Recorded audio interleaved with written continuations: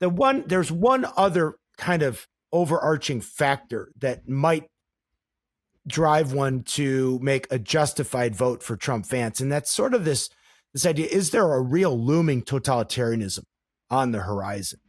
Right. And the Democratic Party and the Democratic agenda and the Democratic ideology just seems so intent on growing government into this kind of like all-encompassing thing, right? That one might just say, just on that alone, we need the alternative in office, right? And interestingly, I will see people. It's been sort of interesting to see people to my left having this conversation, like people who are not Christians, people who aren't conservative, maybe they're not even conservative on abortion or whatever, who are choosing to vote for Trump for that reason, like Brett Weinstein, for example. Like somebody asked Brett on Twitter. Now, Brett would have gone for Robert F. Kennedy Jr. because he's sort of zany, one of these sort of zany Democrat guys.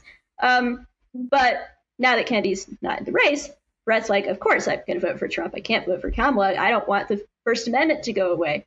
That is kind of interesting. I'll also see people having similar conversations about trans. So in California, Lenny, you probably know who Erin Friday is. She's this very active sort of red-pilled Democrat who's specifically been red-pilled on trans stuff. And I saw an interesting post she made where she said, listen, I know you're pro-choice, but Trump doesn't really care about the abortion issue. Trans is the issue of the election. You got to vote for Trump if you care about not transing kids. So, which is the other, it is the other anthropological issue that we're dealing with that matters most. Yeah. I mean, so, go ahead. So I understand that. I do respect that, but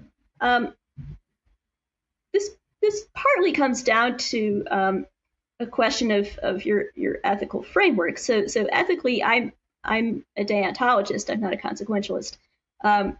So when I think about what the vote is, I do put a lot of weight on the vote itself, the vote in itself, what it means, what you're doing with it. People have different philosophies of it. For some people, it's like, I'm just pulling the lever. I don't imbue it with all this heavy whatever. And, that's, I get that. I respect that if that's where you're coming from. That's just not how I think about it. It's just not how I think about a vote. I don't primarily think in consequentialist terms that way. Now, Bethel, in the article you made I thought this was a good point, and I know Logan wanted to respond to this as well, though, where you do talk about some people who seem to imbue voting rights with some kind of, I think you used the word sacramental or sacred. Right, that is true. So to clarify, and I think that's a bit of a So Miles Smith is a historian at Hillsdale, wrote an article for Mere Orthodoxy, which I was interacting with. So right, when I say that I take the vote seriously, I do think the word sacramental is kind of off, and so Miles is he's sort of articulating what you could say is the underlying philosophy behind a transactional Trump vote, where he's basically saying, let's not take the vote so seriously. And he's talking about how in his mind, he thinks that evangelicals saw it as a kind of a redemptive act, that they were going to like save the world practically by doing this. And it was liturgical, sacramental, whatever. I don't know. I get a little bit sensitive. My tail gets a bit bushy when I perceive an attack on the old religious right.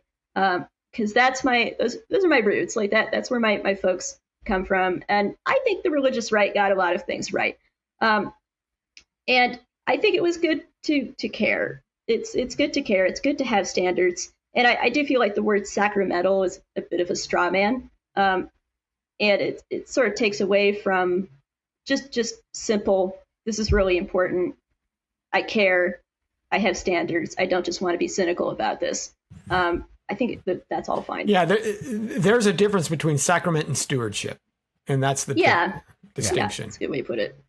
Well, and we're not gonna do this on this episode of the podcast.